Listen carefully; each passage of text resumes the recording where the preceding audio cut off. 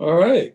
Good afternoon, everyone, and welcome to this month's session of the Strategic Marketing and Branding Task Force. I am Councilman Michael Holmes, the chair, and we're going to start the agenda. And first on our agenda is roll call. I will be going down the list and checking who we have here. For those who don't know, we are all virtual today. So everyone's calling in via Zoom. So I am here.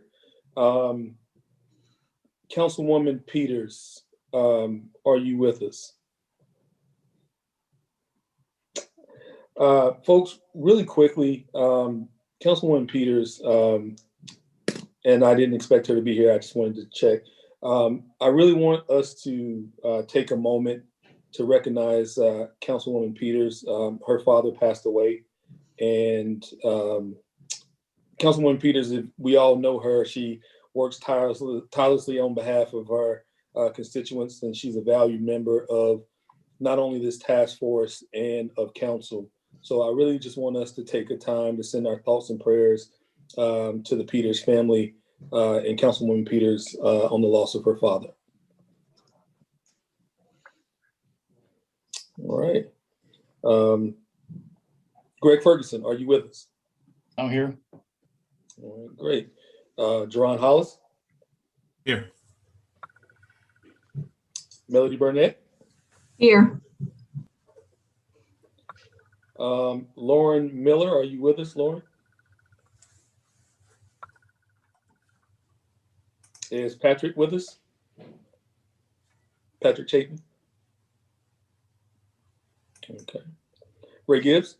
Yes, I'm here. Tom Conley? Here. All right. Is Jessica Nguyen with us?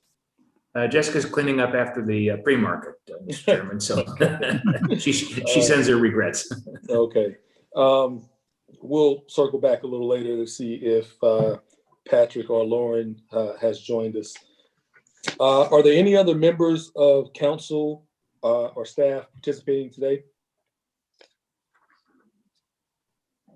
Mr. Chairman, this is Councilman. I'm sorry, Councilman. Is that Councilman Hudson? Yes, Mr. Chairman, this is Wesley Hudson. Okay, thank you, Councilman Hudson. Anyone else? Any other members of council or staff? If not, then we'll move on to the next item on our agenda, which is the approval of the February 23rd minutes. Do we have any changes or amendments to the minutes from February 23rd?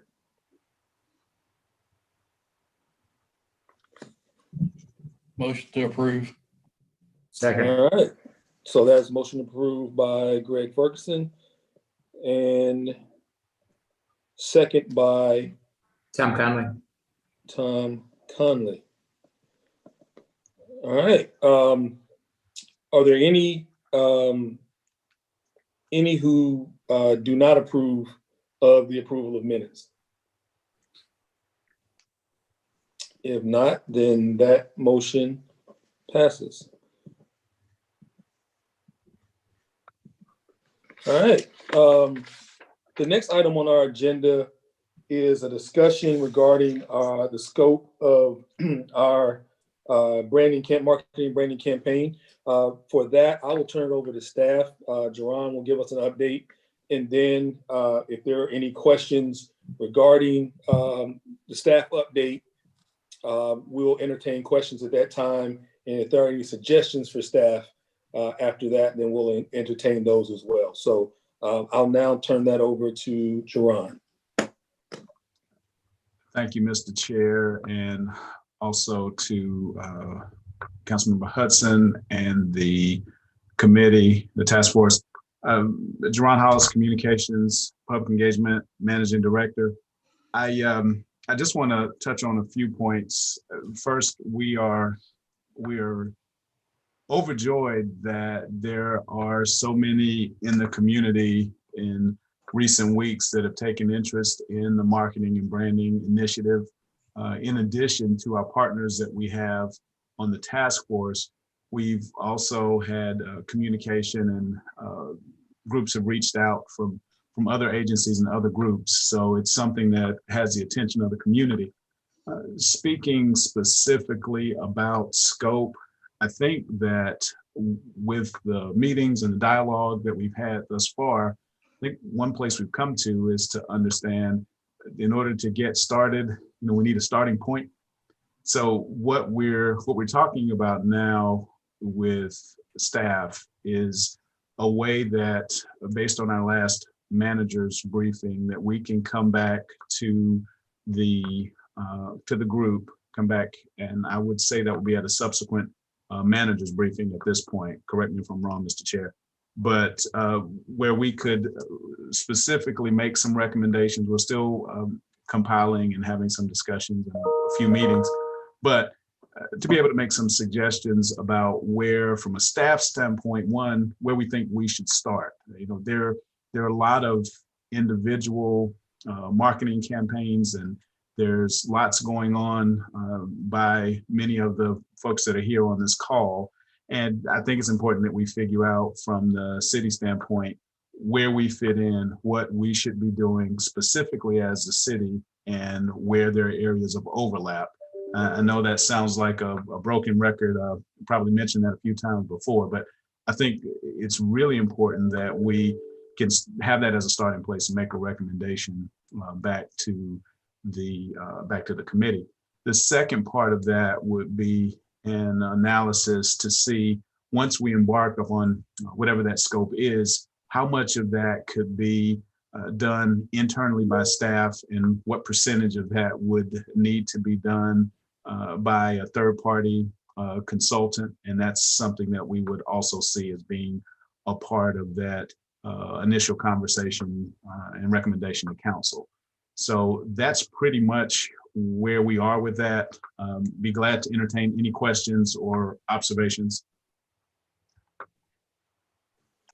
Jerron, this is Councilman Holmes. Really quickly, I just wanted to add, if you were not able to attend that manager's briefing, we did discuss commitment, to Jerron's point, commitment in both time and resources by the city. And so what I would hope that this task force would be able to do is shed some light on best practices, benchmarking that you guys have done with your individual campaigns, how you distributed the duties, if you handled it all internally, if you outsourced it, kind of give us some ideas on what's been successful from the campaigns from our partners here on the task force. So, I will turn it back over to Jerron if you guys have questions for him or for me, or if there are suggestions that you would like to make regarding how we move forward in determining the scope and commitment from the city. Mr. Chair, I don't know if our Assistant City Manager, Greg Ferguson, had anything that he wanted to add, but I didn't want to leave him out with comments and observations. Yeah, I just say that staff has actually participated in an ICMA marketing and branding seminar in the last week and a half, and picked up a few ideas there about really public brand and then how we approach public marketing versus maybe how a private company might do that, or a nonprofit. I thought that was a good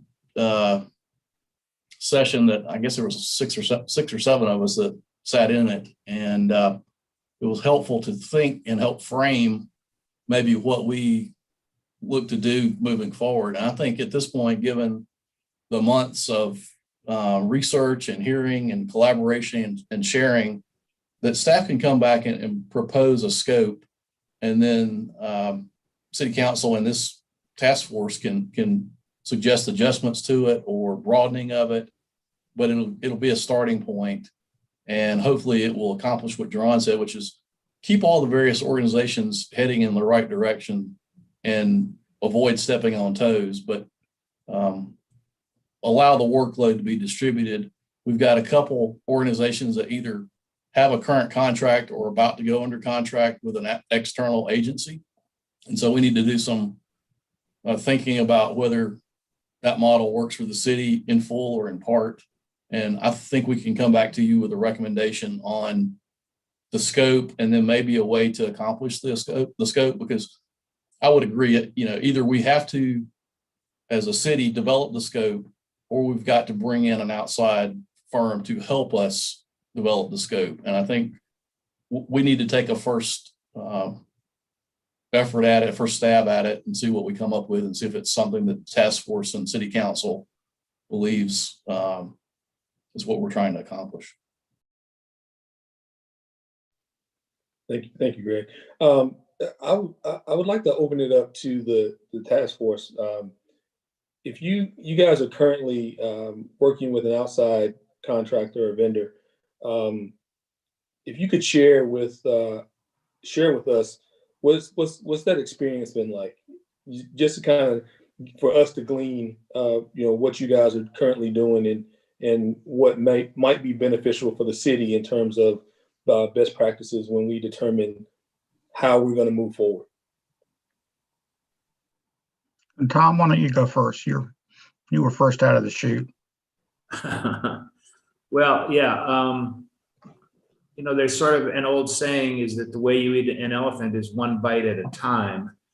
And so what the bite that we took in terms of the overall branding is to just take the market district, which is a delineated district by virtue of code that the city council created, and look to create some on the street branding, mostly visual signage that would designate not only the market district, but some of the neighborhoods within that district. And if I could just relate that it seems to me, and I was not privileged to be involved with the manager's briefing because I had a conflict. My colleague Jessica was on that call, and it's if I understand correctly that there's a whole range of ideas and issues with respect to, as Duran indicated, other organizations that want to have a say. And I don't have any big solutions other than to suggest that if the city is going to take the job of sort of defining the elephant and sort of cutting it into pieces and telling which organization is going to eat which piece, so to speak, staying with that same metaphor, that might help us to not step on each other's toes, as you suggest. And if the city then becomes the keeper of the direction and the keeper of some of the more strategic issues, then I think we might be okay. What I worry about is that at the end of the day, that if sort of everybody does their own thing, then we can't put it back together and still have an elephant, so to speak, that will end up with a rhinoceros or something, So we just have to be, I think, really, really careful. I think the market district is particularly lucky because we have this defined district. And, as a member of the Forward High Point board, I would tell you that Ray has done an outstanding job of adding 3 other districts to the downtown commercial area. And, just from a pure market authority perspective, that's what I'm really interested in, is the market district and the downtown commercial district, because that supports not only the market, but it supports the future of High Point. And with that, maybe Ray, you could sort of roll that out a little bit. Yeah. Thanks, Tom. We kind of went back. We do have a image and branding committee within our structure, and that includes both board members and volunteers. So all our committees are open to join. Initially, we talked about the districts. We're looking at potential things, and we've come up with at least 3, maybe a 4th, depending upon and that would be kind of the Catalyst area, the Main Street area, and then medical, and then Uptown. So Uptown's already pretty well defined. The next stage of then trying to come up with, what is the brand for each of those? What are the corresponding ways that we promote and market those? We've danced around for a while, and really the committee really felt that we needed to bring somebody in to help facilitate us through that, and to professionally help us put those ideas that will be generated together.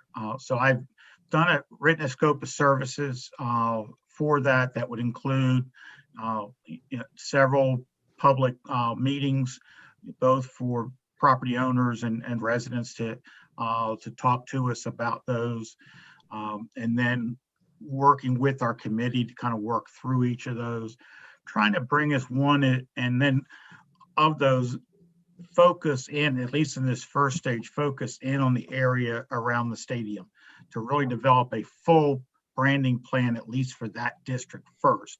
We didn't want to try to bite off all four at one time. Probably also don't have the money to bite off all of them at one time. But we also want to be able to implement instead of just going forward with spending everything on a plan that might not get implemented down the road. So it would actually have some implementation stages. Talked to a couple of companies. One we were a little concerned with. The other truly is just kind of too busy right now to do anything for us. And then we also kind of looked at the company that Tom and the Furniture Authority used, and I think the consensus was, we liked that work. We saw that and that it seemed to really be, if we could, the best folks for us to continue with, and because we do have districts that overlap, and to have some consistency. A lot of, I think, what our marketing committee, as well as some of our others, our physical improvement committee, when we start getting into signage and other things, we do want it to be uniquely High Point, and be able to have elements that really tell our story of who we are and where we've come from, not just to be boilerplate. So we did talk, or I am talking right now with 505 Design to get a proposal from them. They will have a proposal back to me by the end of the month, which I can take to my executive committee after that and kind of start working through. And we probably would not engage somebody until the 1st of July, until we're in the new budget year.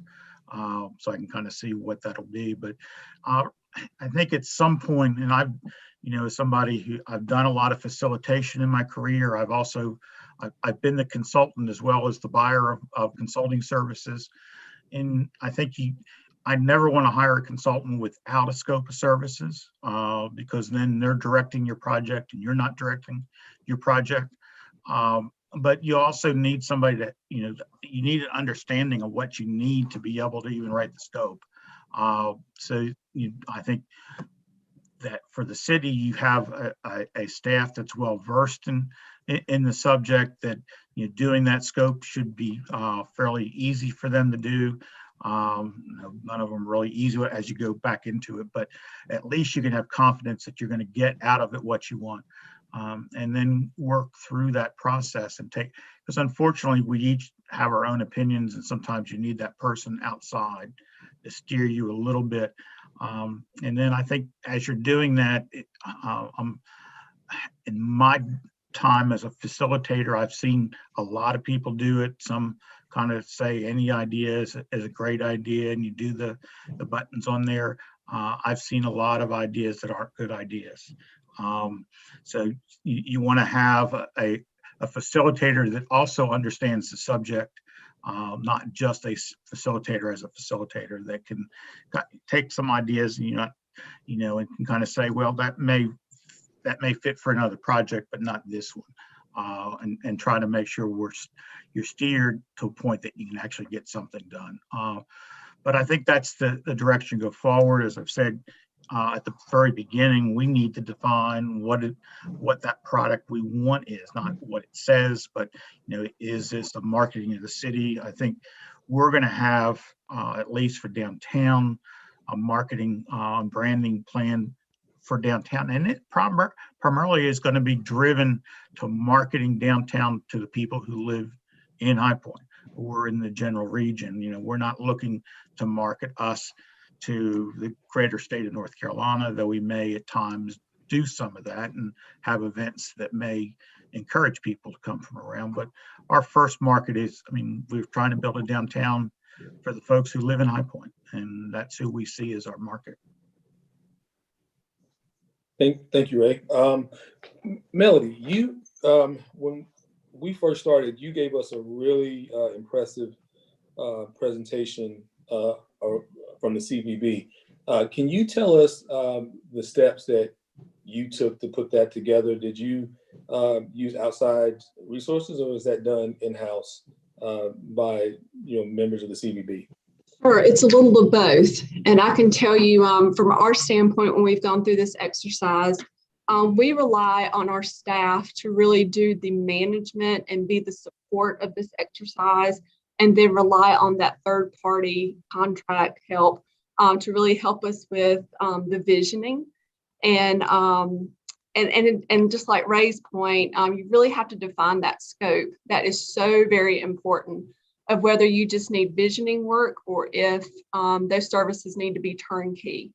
And what we mean by turnkey is, do you take this vision, this brand, this tagline, this logo, and does it get implemented into collateral, website, signage, whatever that might be, and with a call to action? And so it's really important to define that scope right there at the get-go. You also need to define a budget, because that will narrow down that list quickly. I think the committee needs to understand and come up with some guidelines on what the budget's going to look like. Is it important that we hire locally or within certain areas? Does it need to be in North Carolina? Do they need to work on certain projects? I mean, we need to establish that criteria as a committee. Also, putting together a scorecard is really important as you're reviewing those applications, those RFPs, those bids, and defining what those weights are within the scope of that work, whether it's price point, whether it's their experience with place branding, the turnkey implementation, what have you. I can tell you the last time we went through this exercise, to me, the defining moment was a brand fingerprint exercise that we did with various groups within the community. I think we probably took a good week, and we just like Tom's point, how do you eat an elephant one bite at a time? It wasn't a lot of folks in one room. It was smaller groups. And I know that we're kind of going through that exercise right now. I know that we have a scheduled meeting with Southwest Renewal here in the near future. So I think that's a great first start. We did a similar exercise with just meeting with some smaller community entities to ask them their perception of the brand, in terms of that organization as an audience, the resident as an audience, the visitor as an audience, and then, put it all together to see where certain points intersected. And to Ray's point, those authentic experiences is really what it comes down to. And it's got to be the voice of that audience. It's got to be from that resident and from that visitor, because really, at the end of the day, we're not branding buildings, we're branding the people within that place. And so, anyway, and from the staff's point of view, it's a full-time job to manage that process. It really is, to make sure we stay on deadline and points and meetings and be able to put all those things on your website. Just to communicate the branding guidelines alone would be an undertaking of what a logo looks like, what does a tagline look like, who gets to use that logo, who gets to use those taglines, who keeps the trademarks, when do they get renewed, branding colors. If you look around this room, all of us have different branding colors and, different images that give a nod to High Point, but it's not very cohesive. So I think this exercise is really important and needed, and I welcome it. I think it's very exciting. I think for what Melody is saying, one of the things in my scope of services I put out is the last thing on there is to generate a budget. Because so everybody can, because everybody sees, a welcome sign or this or that. They don't realize how expensive those things are. And, if I tell them or you tell them, they may not, they're going to think there's something extra, but to have professional who buys that stuff every day to say, that this is what a billboard costs, this is what radio ads cost. I mean, it's so much more than anybody realizes it is. But we need then, unless we know what it is, we can't start setting priorities on how to spend what resources we have, because we're always going to have less resources than we'd want to have. But we can only prioritize it if we know what's there. Thank you both. Those are both excellent points. And I'm sure Jerron, as he was listening, was taking into account some of the suggestions that you guys put forth. And I think to speak to the budget point of it, as we get closer to defining that scope, that will also kind of give us a greater insight into what that budget item will look like. Jerron, in terms of the time frame that you guys will need to return that to us, what is staff looking like in terms of when we could expect that initial scope?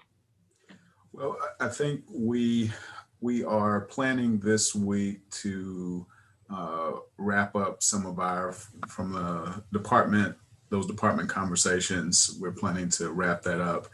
And I would say that there should be within the next 30 days, within the next meeting time. A couple of points of clarification, though, just for our benefit, are we run the scope recommendations, as I understand it, would next go back to P&L. Is that what we're to understand? Or because sometimes I'm hearing P&L, sometimes I'm hearing marketing and branding task force. Can we get a little clarification on that for our purposes? I don't think it would necessarily need to go back to P&L. I think any decision on scope, I think, could be discussed and maybe ratified within the task force. And if it came down to the point where we determined that there would be a necessary budget item, or say, for instance, if we got to the scope and we were able to determine a potential budget, I think at that point we could refer it maybe back to P&L or maybe even finance for assignment of a budget line item. But okay. I think at this point, we're in the discussion determination phase, and I think any scope could be determined and debated here on the task force. Okay, so as a point of clarification, then I guess it will be an expectation, a reasonable expectation, that we'd be able to discuss that at the next task force meeting if the desire is to bring that information back to the task force.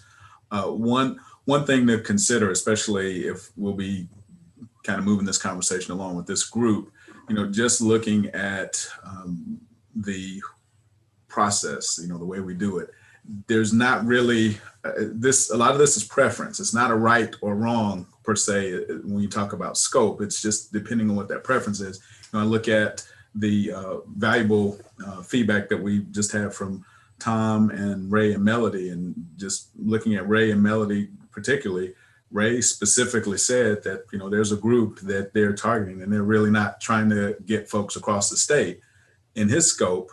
And Melody, yes. They're trying to bring people in from wherever we can get them. Yeah. So both are right. So when we talk about scope, I don't want us to get caught up on, well, you're talking about yours and you're not talking about mine. I think it's important to make that distinction, that we're just choosing the what. And as we choose that what, the how and the process and the scope and the budget, those things come. And I think another important piece that makes us a little more involved in what some people understand. Greg was talking about the ICMA webinar that some of us sat in on. One of the points that came out of that was our stakeholders in the community. When you talk about this discussion of brand, and I think Melody, you alluded to it as well, it's not this closed group of a few people who get to have the discussion. there are people in the community, because those are the people that you're for whom you're expecting to get buy-in. So in order to get buy-in, if you want them to, if you want them to drive the car, you gotta let them in on somewhat in the design to make sure the cup holders are where they need to be. You know what I mean? So I think that's a part of the process that can be involved as well. So this is, and I guess another takeaway just to think about, this kind of project can take a while. This isn't something where we're going to turn it around by the end of summer. So setting those expectations and identifying that scope, costs, those things, we want to keep moving, but it is a commitment of time. Melody also mentioned about, staff working on this every day. That was also the experience of some of our partnering agencies and some of our peer agencies across the country, that this is work. I mean, this is something where you are dedicating lots of time and energy and resources. So those are some things to keep in mind. But I think with that clarification about bringing the scope conversation back to the task force, I think that gives us some clarification on what next steps should be. But I think it'll be reasonable for us to pick up more detailed conversation about this at the next meeting, if that pleases the chair and the task force can agree to that. Yeah, one of the things, if at it, one, for when I was talking about our marketing really being focused on, on downtown, the folks here, it's not to say we're not looking at others, because I can easily see, and most downtowns do, like if Melody is helping put together, a story for Our State magazine, and there's an ad page, usually the downtown organizations have a part of that. Because if we make downtown attractive for everybody, it becomes part of that marketing to a state and larger area. The same thing for Tom. If we have the restaurants and the shops and things that are there, it helps him market people coming in for market, because there's other things to do. Because we're going to have, what we're doing as a whole is part of the lifestyle. So it becomes part of that brand. For if you're marketing to industry, you're marketing new people moving in as their residents, if it's small business, if it's showroom and market base, if it's conventions or sporting events, all these kind of things, we probably play a role in helping to market all of that, because we're a focus there. But I think there's probably 6 or 7 different markets out there, John. I think we're going to wind up seeing in doing this that we're kind of focusing is, and then we each kind of have a little niche. And for somebody who wants to come in to see do a brewery tour, and hopefully we'll have 4 or 5 downtown, and so we're part of the way that's done to tourists coming in. But we're all going to play to we all have to, all of this does, as Tom said, needs to blend together, but we all may have little niches within that. The other thing I would just say to you is that, based on my experience, I think what we're looking to do is brand physical areas, which can be done and done rather quickly. Marketing is and I don't have to tell anybody on this call, I think you all know that, but marketing and marketing programs can change. They need to adapt based on the audience. They need to be obviously different and unique depending on that audience and the messaging and perhaps the time of the year and all of that. So let's be brutally candid. There has been some frustration around, I think, even on members of council that I've spoken to privately, about the branding of the downtown area, because they want the business to take place in the downtown area. How you market the downtown area, once you brand it, is quite frankly then up to the organization who's charged with doing the marketing. I will market High Point differently than Melody will market High Point or will market High Point, but we're both going to market it, and we're both going to market it very well, I suspect. But it would be easier, candidly, if the branding were completed in a reasonably short period of time, so we had a product to market. I guess that's one of the things that I'm concerned about. I didn't mean to cut you off, Mel. Sorry.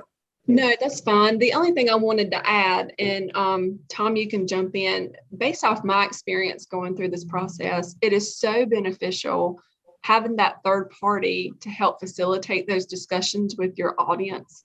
I feel like they're more willing to share things that they may not within this group. When Tom got his plan back from 505, I believe it was in the back of his plan, there was all the raw data of all the discussions they had with all the stakeholders within those 7 neighborhoods, and it all looked differently. But you saw some intersecting themes, and we should expect that. Now, they may have those candid conversations with Tom, but I think they went into much more detail when you bring an outside group in. Great point. Great point. And I think we're touching on some of the things that we discussed when we were planning our strategic retreat. And I think some of these questions came up prior to that. So just for the task force, about the appropriateness of rescheduling the retreat. Being that staff is working on a scope, preliminary scope, do we need to, table a retreat until we at least get that back, see where we are, maybe can have a discussion about budget, or are there items that we can accomplish in a strategic retreat that we can move forward that may help out the process? Open point of discussion. I think there's 2 good reasons to delay it. Number one is to let the staff do their work. And the other thing is that we've been told that come around June 1st or so, the governor's going to greatly relax a lot of restrictions. And so hopefully we could meet face to face, which would enable these conversations to be quicker, faster, much more enjoyable, quite frankly, because we're face to face. And so I would certainly opt to give Jaron and his team and Greg and the rest of the departments the opportunity to take the month of May and get it right. And then let's sit together sometime after market in June.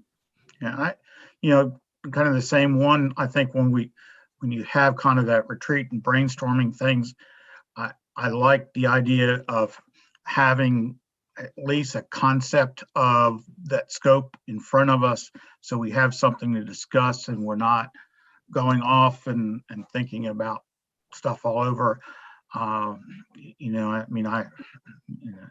If you put a lot of people in the room and there's no real thing that we're reviewing, especially here, we all kind of have an understanding of what needs to be done. We might be able to add and edit a little bit, but I think the staff knows how to put this together. All we need to do is kind of see if there's something missing we want to add or bring up higher in priority. And lastly, I'm not really sure of how big the retreat will be in terms of how many members would be involved. I know the last time we were trying to plan it, I think it was scheduled for 2 half days. I know for me, it'd be great. I would rather have a full day retreat than have to break it up in 2 half days. And any kind of proactive work that could be given to us on the front end. So if there's any kind of research data, demographic data, just go ahead and email that to us. And in that way, we're fresh and ready to dive in and not have to spend a lot of time with that. That would be appreciated.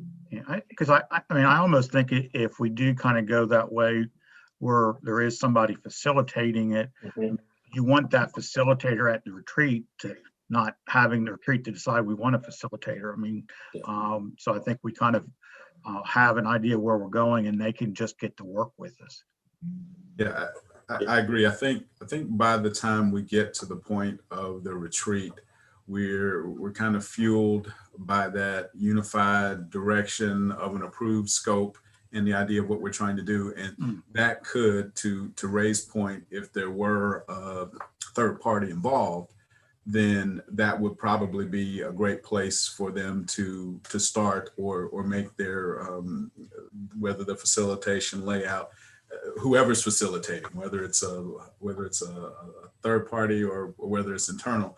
I think that will be the starting place, but you've got your established parameters so that everybody's already on the same page and there's not any ambiguity as far as what and why. And now we're just getting into the how and when. So so I think I agree with everything that's been said. Great. So I think that we're pretty much unified in our opinion that we should let staff complete its work.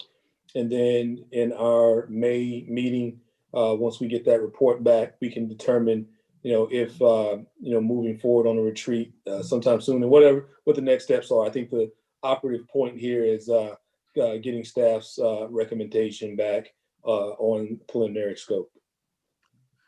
Jerron, what I'll do is I'll send you the scope that I just wrote for downtown so you can see that. And feel free to share it if you need to, but at least I'll let you see what we're looking at. Thank you, Ray. And if you could get that to me, I'll be pulling it into a meeting probably tomorrow afternoon. Okay, So if you could I'll do it as soon as we're done here. Thank you. Great. Okay. Well, that was the discussion on the rescheduling the retreat was our item, last item on the agenda. Is there anything else that anyone would like to add, or points, or additional information before we adjourn? Before we move to adjourn. Move to adjourn. Second. All right. So that was a motion adjournment by Jerron Hollis and seconded by Tom. Tom. All right. We're going to call the roll. Tom, Yes. Ray, Yes. Melody, Yes. Jerron, Aye. Greg, Aye. and I am an aye. Thank you for your time. We will come back in May with recommendations from staff, and we'll go forward. Thank you all for your hard work. And before we do close, I would like to recognize Tammy Saunders, who was our clerk. She kept notes from all of that for us. She's not, she's moved on. She's got another position with the city. I want to thank her for her hard work. And Mary Brooks, she's now filling in for us. So want to make sure that I always recognize the hard work that staff puts in to support these efforts. So congratulations, Tammy, and welcome, Mary. If nothing else, then we stand adjourned.